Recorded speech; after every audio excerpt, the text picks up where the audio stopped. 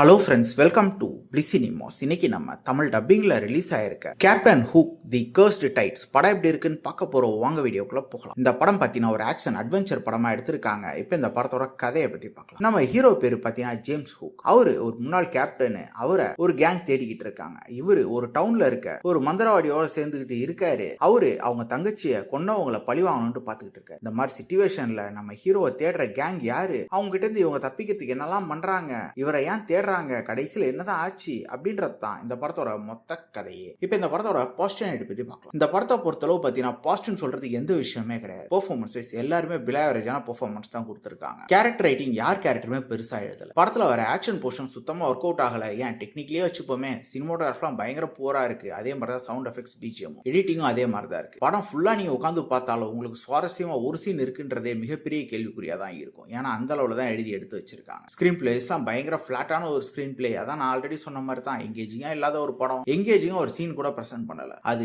Action போர்ஷன்ஸா இருக்கட்டும், இல்ல இவங்க காட்டுற எந்த சீனா இருக்கட்டும், எதுலயுமே கிடையாது. மொத்தத்துல இது ஒரு பிலாவரேஜான படம் தான். உங்களுக்கு இந்த படம் வேணும்னா ட்ரை பண்ணி பாருங்க. இந்த படத்துக்கு நம்மளோட ரேட்டிங்லாம் கொடுக்குற அளவு ஒண்ணுமே கிடையாது. இன்னொரு வீடியோல சந்திக்கலாம். தேங்க்யூ.